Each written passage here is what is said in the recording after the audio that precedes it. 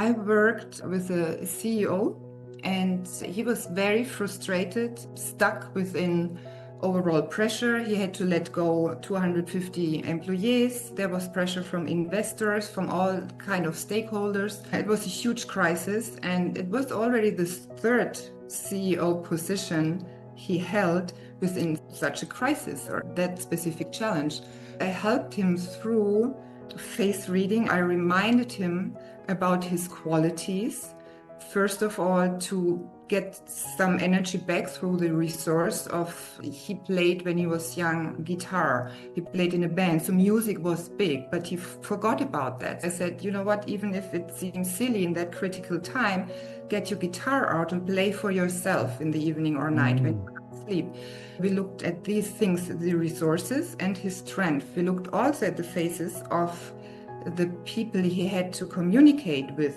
That helped him to get out of his not helping communication style with them. He felt more clear, he felt more confident how to better communicate with them. I'm thrilled to be speaking with Meike Bettscheider, who embodies one of the rarest and most needed archetypal signatures of our time, called the Mystic Executive.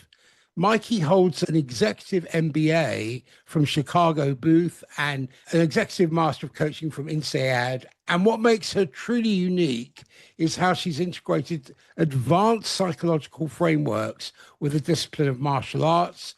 She's a second degree black belt in Taekwondo to create a transformational approach to leadership development that's both profoundly spiritual and intensely practical.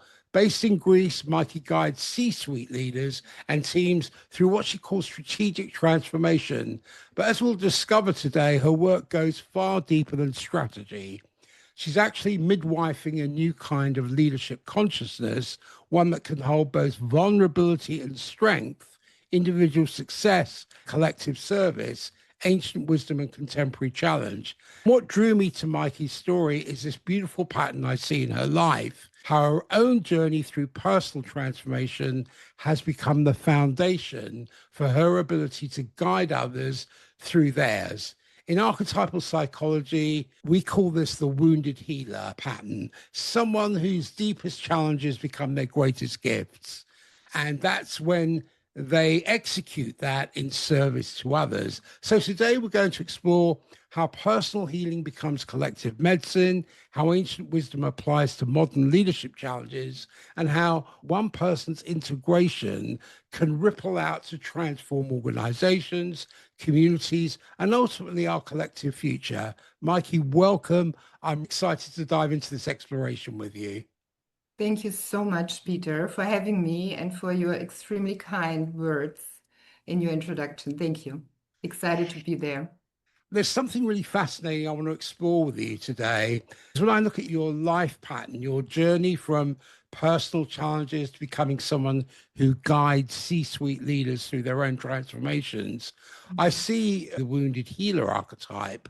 This is the pattern of Chiron in Greek mythology, who was wounded by a poisoned arrow but became the greatest teacher of healing arts. Someone who transforms their own deepest wounds into their greatest gifts for serving others. Your early experiences around self-worth and finding your authentic value were not only personal struggles, I would suggest there are initiations like spiritual boot camp that qualified you to do the work you do now. There's something profound about how your personal healing journey has become your professional calling. Can you share with us what some of those early challenges around self-worth and finding your place look like? For sure. And thank you for saying it so beautifully. That's exactly how I feel. I went through a lot of personal and professional challenges, health-wise, but also through my childhood. I'm divorced. I have two children. So through motherhood, I followed a very successful career, worked and lived all over the world, like US, UK, Switzerland, Germany. And at the same time, I was never bitter and always felt something in myself it must be a learning lesson. So I was never bitter. I looked always at it with some gratitude, and it didn't make sense to me. And beside my professional education, purely on strategy or leadership in a classical way, I was always driven to helping others, serving others, working for an international NGO. So these two sides, I love the entrepreneurial thinking and acting. At the same time, I care for people, I care for psychology. And I tried a lot of therapies for and on myself. And I find that was therapy for myself. And when I help my clients, they feel the authenticity. So when I ask questions, I know what I'm talking about and they feel that. And because I went through these methods, and of course, for everyone, different methods work. But I came to the conclusion I don't want to fix people. I want to help them see their qualities, like it happened with myself, align them, and be successful. It comes with it, if that makes sense. Yeah, it absolutely does. What I feel you're saying is there are the mechanics out there who want to be fixed. But I see that what you're doing is you are facilitating an infrastructure that enables people to become their own inner gardener so that they can cultivate the soil and the conditions for that soil for human skills to take root. And granted, you need a mechanic, you need people to fix things, absolutely. If that's the way you operate through life, you never expose yourself to vulnerability or surrender or making intuitive choices. When did you first recognize your personal transformation work was preparing you for guiding others? Was it a moment? Was it a rising realization? Was it a series of moments? When I was young, I wanted to become a doctor. So, this helping, healing part. And at the same time, I followed a different path. I was always missing that. And when I was around 40 and 30s, I talked to a friend and I said to her, oh, I have no regrets in life. And at the same time, when I was young, I always wanted to become a doctor and help people. But now I'm too old.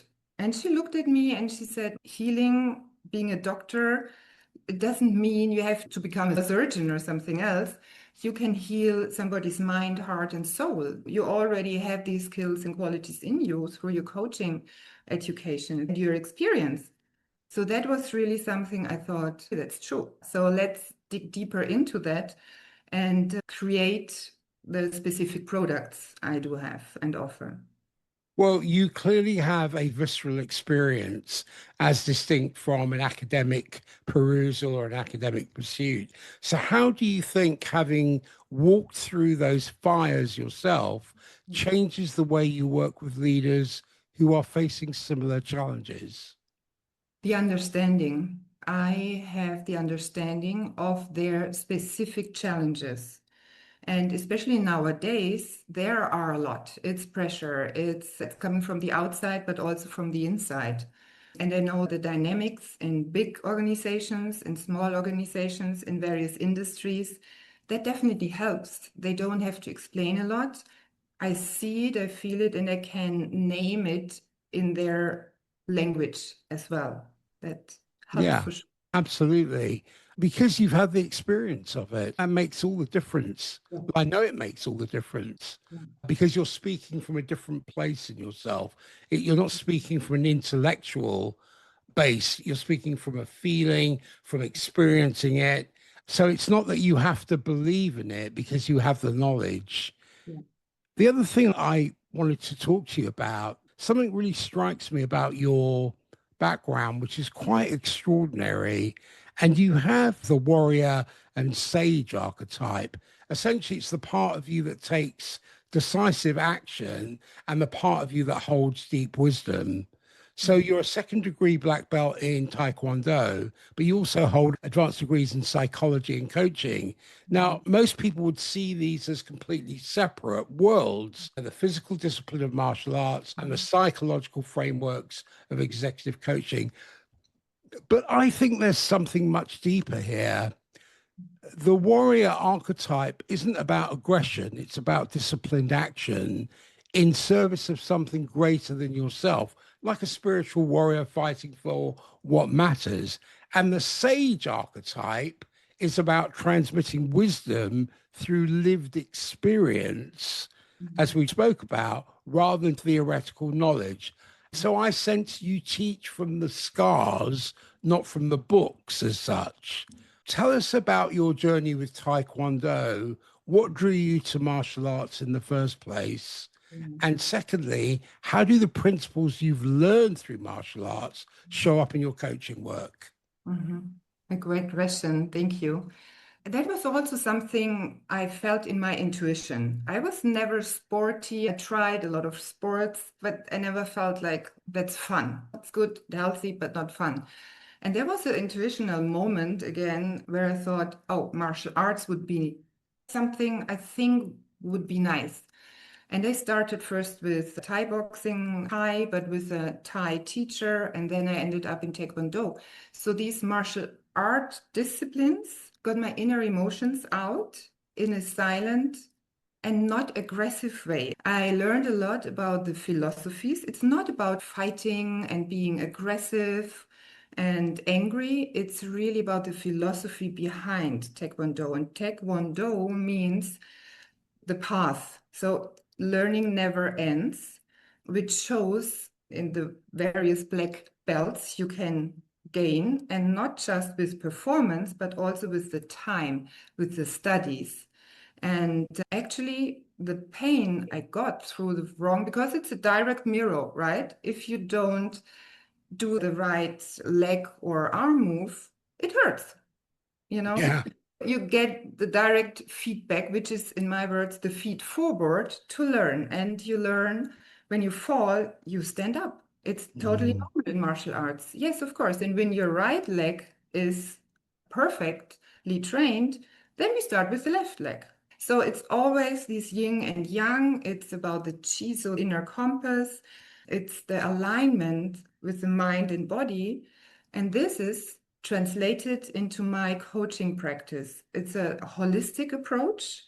It's all about the alignment, finding the inner compass, working with the inner qualities, creating awareness what the clients already have instead of looking at the weaknesses and the lackings, and transform it in direct action. I'm not just a coach, I'm a sparring partner, a caring sparring partner in a safe environment, and not just a coach. So, sparring partner again translates into martial arts. So you bring in the connections between the discipline required for martial arts mastery and what's needed for authentic leadership transformation. You're bringing those martial arts principles into your work with executives. Absolutely, absolutely. There's something else that's really unique about your archetypal signature, and it's the mystic executive paradox. You have this soul of a mystic. You're someone who's naturally attuned to higher purpose, meaning, and the interconnectedness of all things. You can see the bigger spiritual picture, but you've combined it with practical skills of a master executive who can navigate complex organizational realities, get things done in the material world. And this shows up beautifully in your retreats in Greece because you're not only doing team building exercises or strategy sessions, you are creating sacred containers for transformation, safe spaces, which can translate into brave spaces where people can feel fully self expressed and also where profound change can happen while still delivering measurable business results. Because most people think you have to choose between spiritual depth and business effectiveness. But I see you found a way to bridge both worlds. How did you discover that you could bring this deeper, more mystical approach to business transformation? Because I always felt that gap while I was the typical classical C-level leader. And I tried to work on myself, on my personal development, implement it to my teams I was leading. It worked well, as well creating a culture within the company. Then I thought, that doesn't have to be separated. It's even better when I implement it. So I looked into other organizations and the clients I have. It's what happens in your role in the company has something to do also with your inner theater, I call it. And if you bring these together, it's way easier, it's way lighter, it's more successful. Love that term, inner theatre. What was the first time you realized that addressing the spiritual or soul aspects of leadership improved business outcomes? When I tried it myself within my companies, I worked in these positions.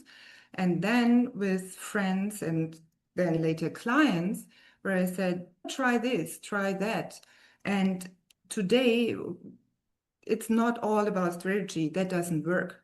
It's all about the culture. And if you see the most successful companies, small and big, they have leaders with authenticity, vulnerability, even though these seem to be buzzwords today, it works. Definitely. I see that in a lot of guests who come on the show. They talk about these things, authenticity, but in real practical terms, how does it play out?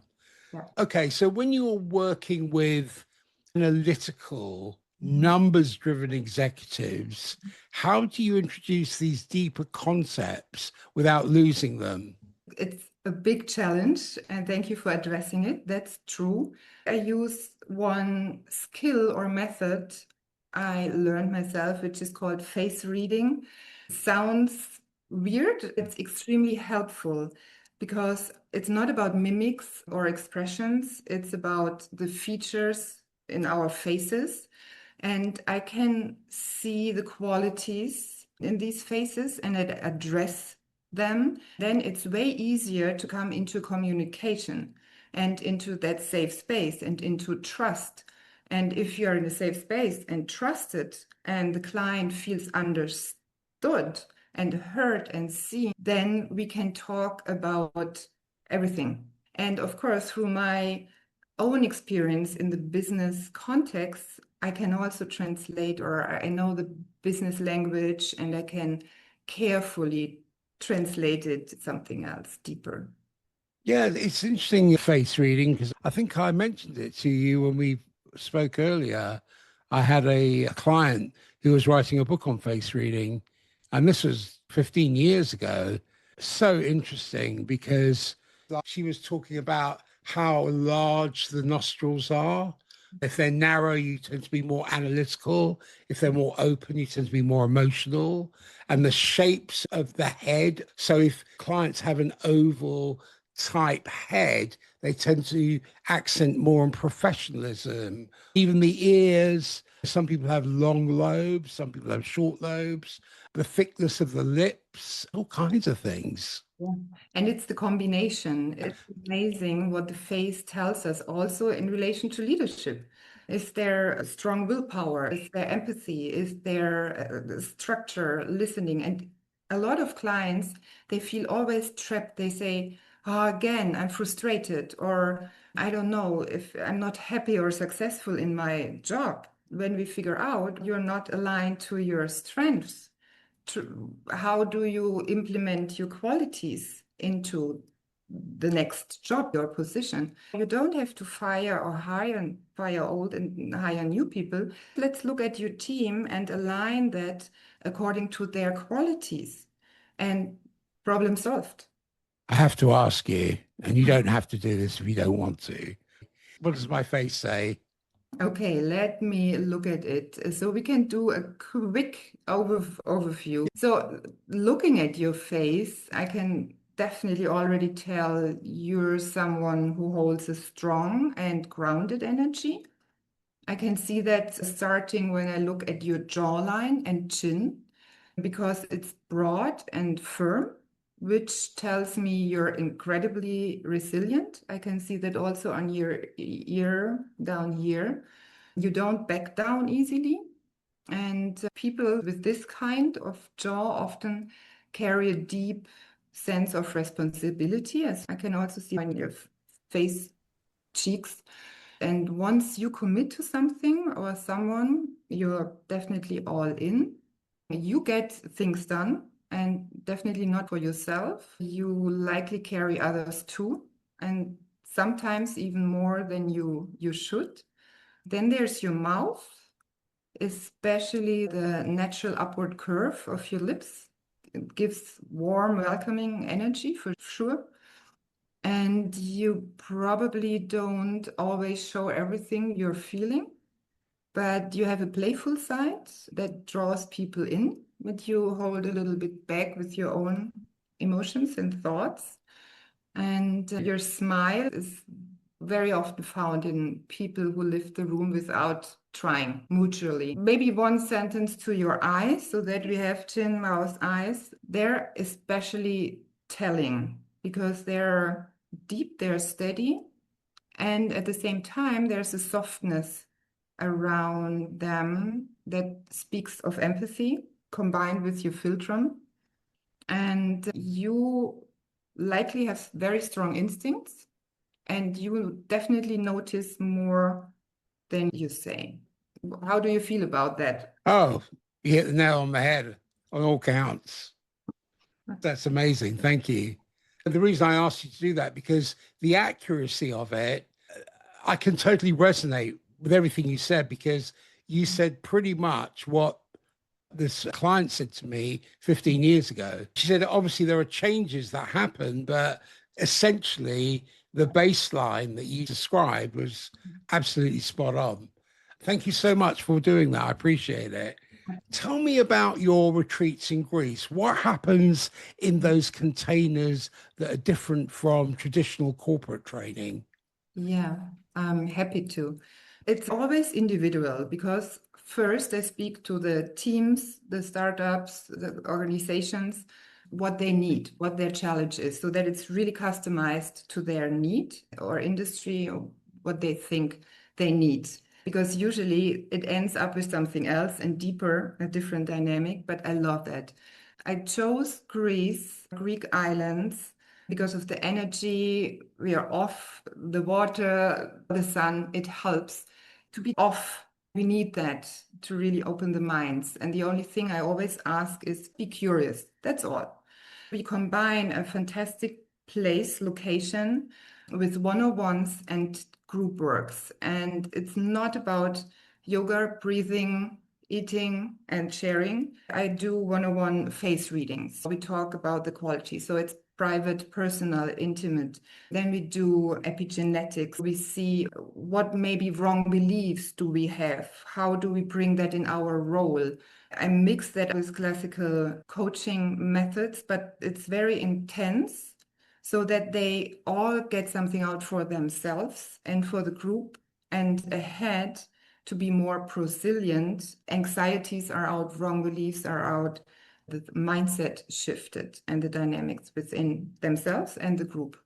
Words that come to me are the transformation guide. I sense your deepest soul mission seems to be serving as a transformation guide, someone who can hold space for others during their most challenging and evolutionary and significant passages. And I sense you're drawn to crisis management, which isn't coincidental, because crisis reveals cruciality and is often the catalyst for the deepest transformations. And you have this rare gift for seeing the gold hidden within people's lead. What do Mhm. I mean by that? I mean, you recognize leadership potential that others can't yet see in themselves, including sometimes the leaders themselves. And from what I can see, your role is to create these safe but challenging containers where people can do the deep work of integration. Do you have an example of, or a specific example of where you helped a leader see potential in themselves that they couldn't see before? Absolutely. There are a lot of examples. Let me think about one specific.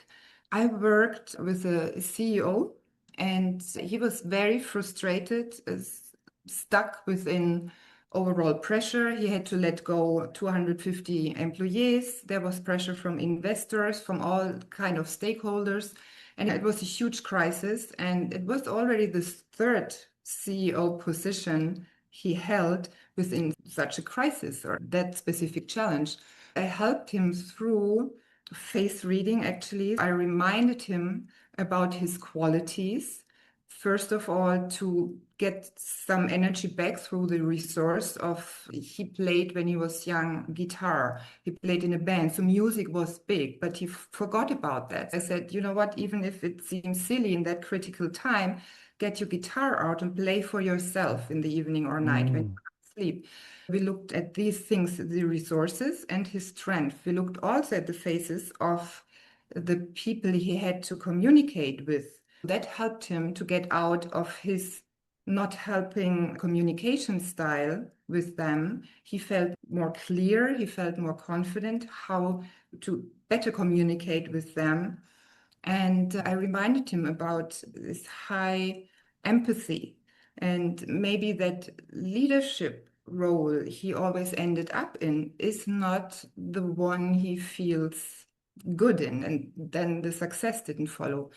I went through this critical challenge. It ended very well. The company really wanted him longer, but he quit. He took some time out for himself. We did a lot of coaching in that time because I also offered 24/7, which I did also in that crisis weeks, which helped him faster to correct the toxic behavior patterns he had to learn. Now he's a very successful consultant for other CEOs. He's teaching as a professor in universities too. And again, he plays in a band. So that was really something. I'm very happy to see that. Oh, what a beautiful story. That's fantastic.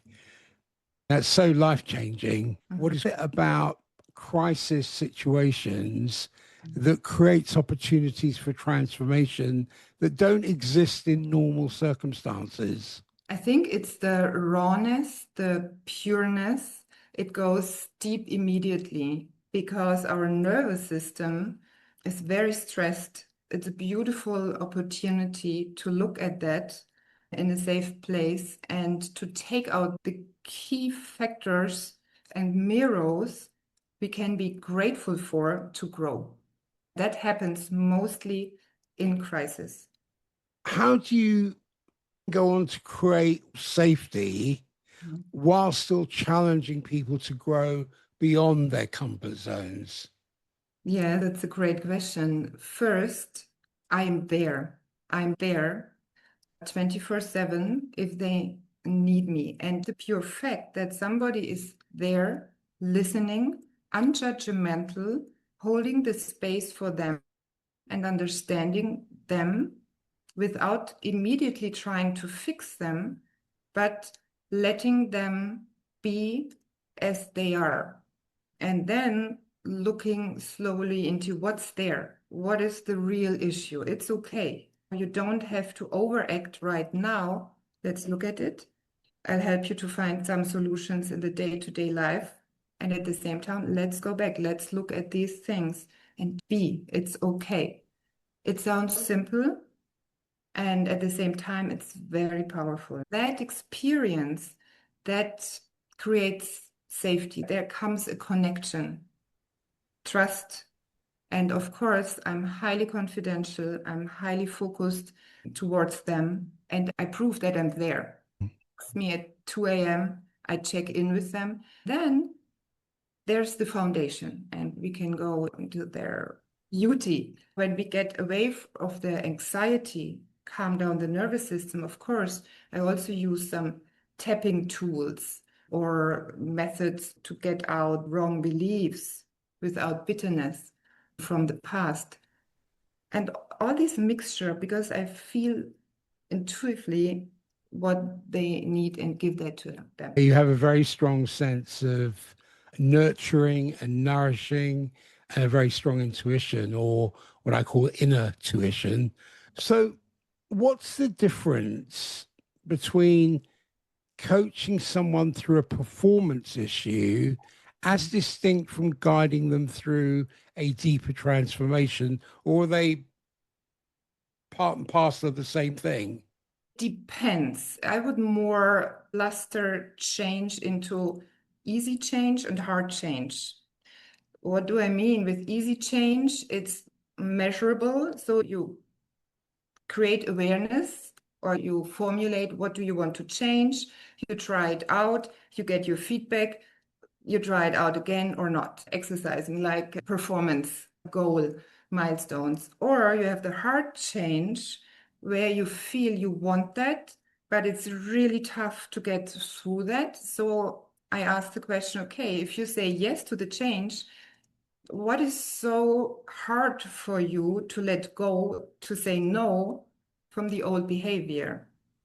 That's a different story. And in crisis, I come quicker to the hard change realization and then working on that or doing a loop to the easy change, going back, then a classical performance change transformation situation. Beautiful. There's something also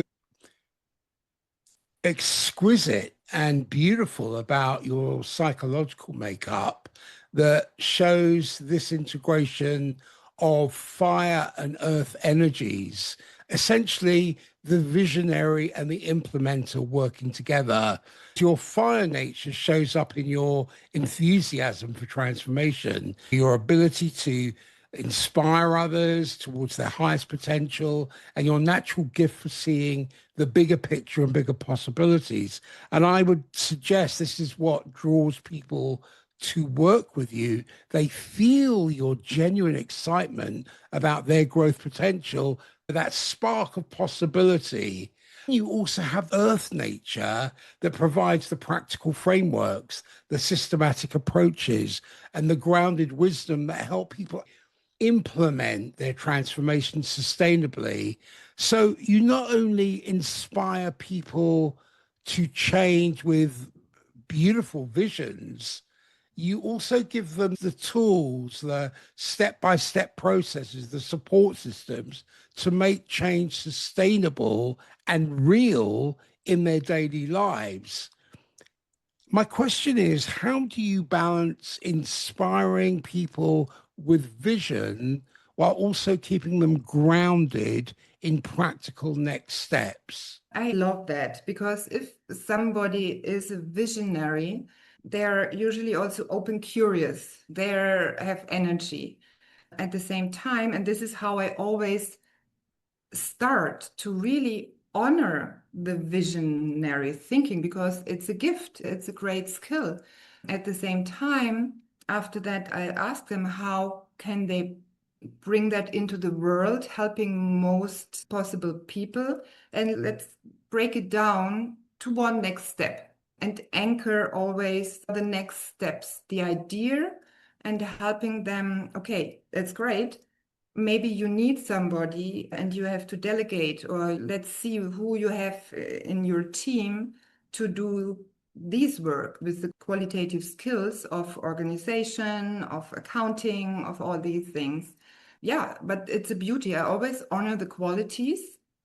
And then we see how maybe he or she can have somebody by their side to do that work and always anchoring in, okay, great, what would be the next step? So carefully anchoring them.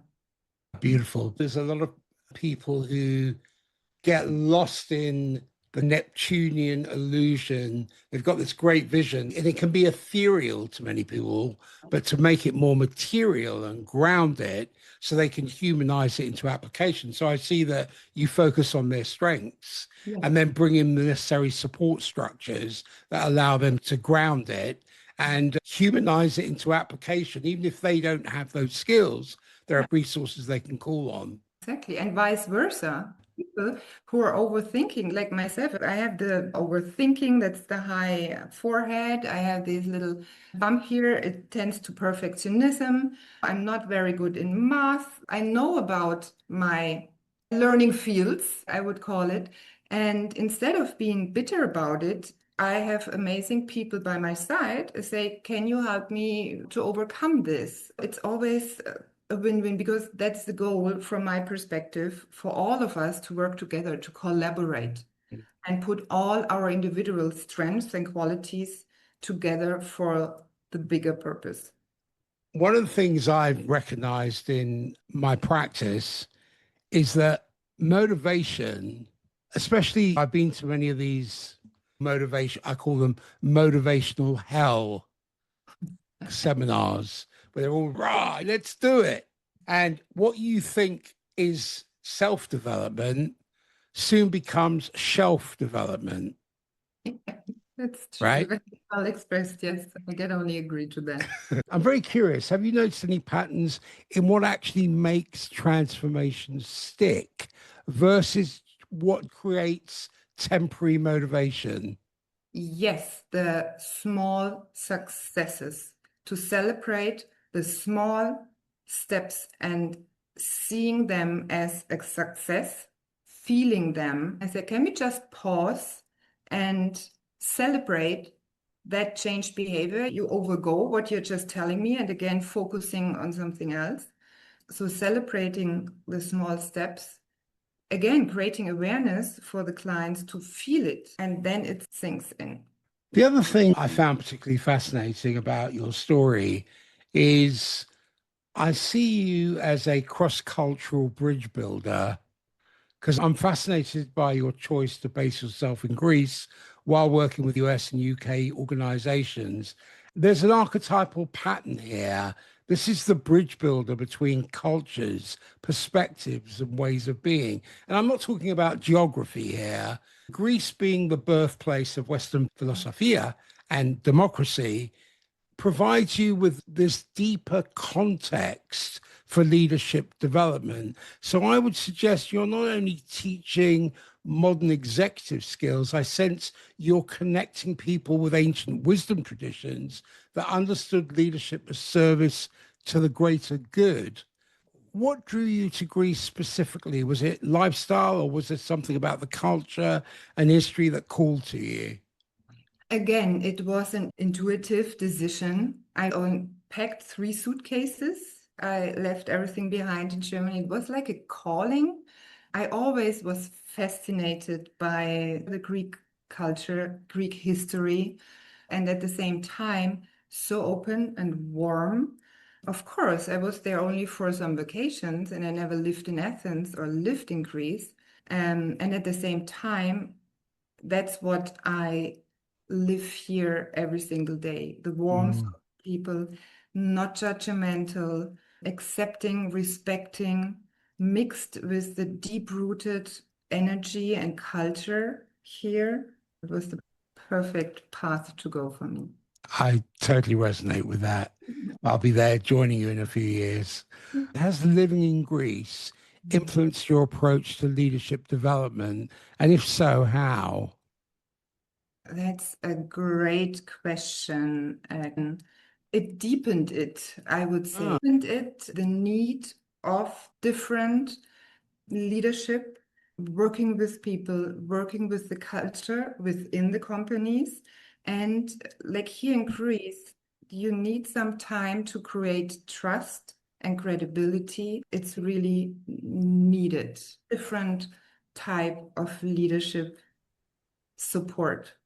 do you find that different cultures have different blind spots or strengths when it comes to leadership? Definitely, for sure. And this is also why, from my perspective, it's important if you're an international company, startup, or already big organization, it's important to understand the different cultural backgrounds of your locations, of your offices to grow and scale up, because Mm. they all have strengths, and you have to understand the communication, negotiation style within your own company. In terms of the depth of philosophy in Greece and the ancient concepts, have you learned anything from these ancient Greek concepts of leadership that apply to modern executives? Yes, for sure. It is being a steward, not a pure manager, for sure. the caring approach of everyone within the company.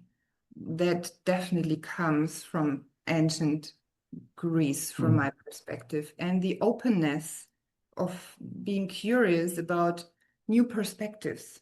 And it's the endurance, the resilience mixed with the joy of celebrating the success and being together. I also took a sneak peek at your chart to look at your evolutionary phase.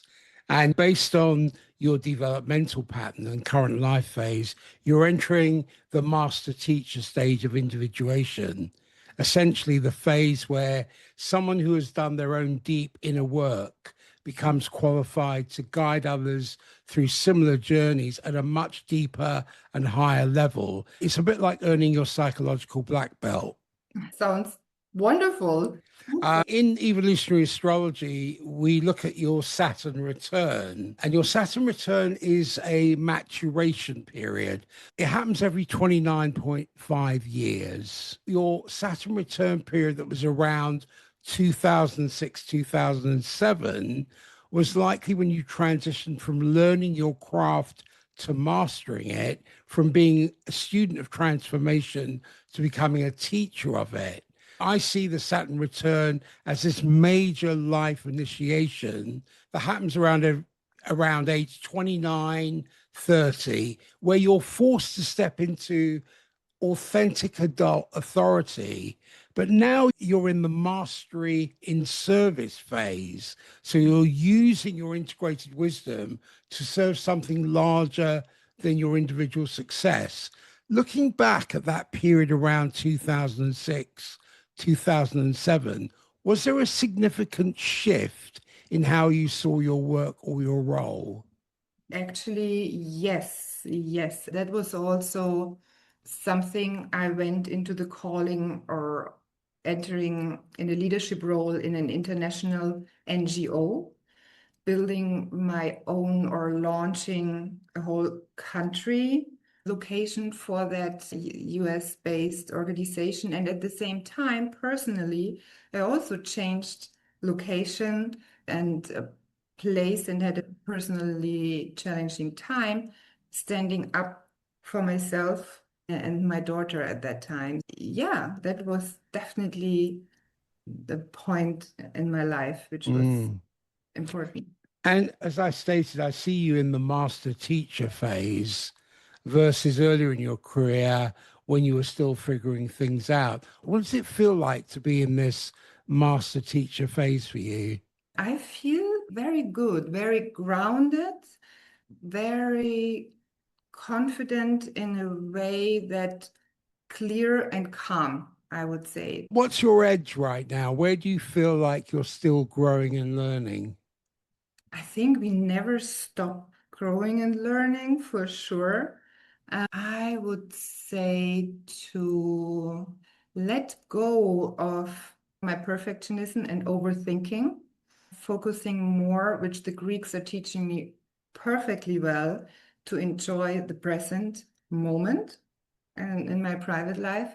And in my professional life, I'm still growing to put everything together to help other people the best way possible for them. Really my purpose and my core. Yeah. I totally resonate with you. I have to have a lifelong commitment to learning Yes. because it never ends. And No. But that makes life interesting as well. oh, absolutely.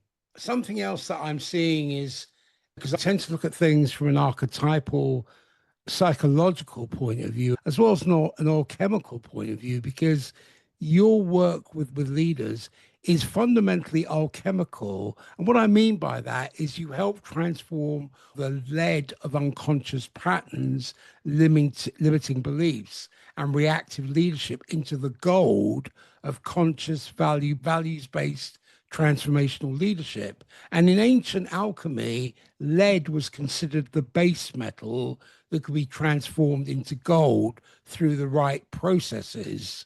So it's a metaphor for how we can transform our heaviest, most challenging patterns into our greatest gifts. There's this beautiful process where you help leaders find their authentic radiance. And I'm not talking about ego inflation here.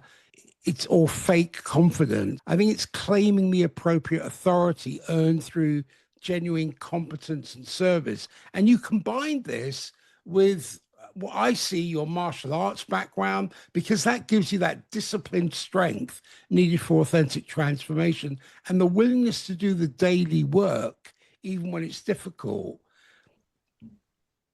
Can you walk us through what it looks like when someone transforms from reactive leadership to conscious leadership? Yes, it is beautiful because it looks liberating. What I mean with that is if a leader finds themselves being authentic, being aware of their unconscious wrong beliefs, I would call it, patterns who were holding them back, and at the same time being aware of their qualities, it's liberating for them and gives a lot of energy and clarity when they bring that into the company, into their position. The feedback is immediate. It's beautiful to see they're more free. They don't have their own pressure on themselves. They're more themselves, stronger, clearer, more confident, and the whole dynamic changes. It's Mm. beautiful. Are there any common lead patterns or lead patterns? If you lead is in the word leader, that you see in executives that need to be transformed? Are there any common lead patterns? I think holding themselves back, focusing purely on performance, not talking about failures, not addressing them, things like that. I think it's Mm. very common. Mikey, what I find compelling about your work is that it's serving a collective transformation through individual healing. What I mean by that is that every leader you transform becomes a catalyst for transformation in their organization, their family, their community. It's dropping a pebble in a pond that ripples outwards in ways that you may probably never fully know. I see that you're part of what humanity needs right now. Leaders who can bridge the mystical and the practical, the individual and the collective, ancient wisdom and contemporary challenges. You're helping create a new paradigm of leadership based on authentic power, and it's power that empowers others rather than the old power where there were dynamics where someone has to be diminished for another person to feel strong. Do you think about the ripple effects of your work at all? Thank you for pointing that out and again phrasing it so beautifully. I do actually. I do. Even though most of the time I don't know the effect, but at the same time, I know it, I feel that when they change, the environment changes. Yeah. Yeah. And actually I would love to hear it, but just knowing about it, being assured about it is totally fine. What do you see as the biggest shift that needs to happen in leadership consciousness right now? To not overact things, at the same time pause, look at it, and do the right things. The step between is to create awareness, self-awareness, and be themselves. Just be human. And in terms of legacy, how do you want to be remembered? I want to be remembered with a smile, and that the people around me think about me when they're in a challenging time, and always being grateful for that situation because it must be for some learning and for the better. As we wrap up, I want to circle back to this beautiful integration you've achieved because you've managed to weave together martial arts discipline, advanced psychological frameworks, cross-cultural wisdom, practical business acumen, and this mystical understanding of transformation into something uniquely yours. This synthesis, what I would call the mystic executive archetype, feels like exactly what the world needs. You're living proof that we don't have to choose between spiritual development and material success, or between being deeply wise and supremely practical. So, looking ahead, how do you see your work evolving? Are there new directions or applications you're drawn to explore? I want to dig deeper and strengthen the products I have because I really believe in that 24/7 coaching service to really change the behaviors, and that it's not a shelf development, as you said earlier so nicely, and creating the safe space in my retreats for groups, because I deeply believe that this holistic approach I'm offering and being there 24/7 as well helps for what's coming in the future. I don't think it's a belief. I think it's knowledge. You actually know it. You're living it. What advice would you give to other people who feel called to bridge these different worlds, the mystical and the practical, the ancient and the contemporary? Follow your intuition, and it is totally okay. Be curious and have the curious perspective glasses on when you look at things, and go ahead, because I deeply believe it's what's needed in the future, especially these new combinations. If someone is listening to this conversation and they feel a resonance with this path, what would you suggest as their first steps? To pause, look at it, feel their thoughts, and find ways to make first step and implement these collaboration they have in their mind. Be courageous, be curious, and act. Try it out. Yes, taking conscious action is important. Where can people find you?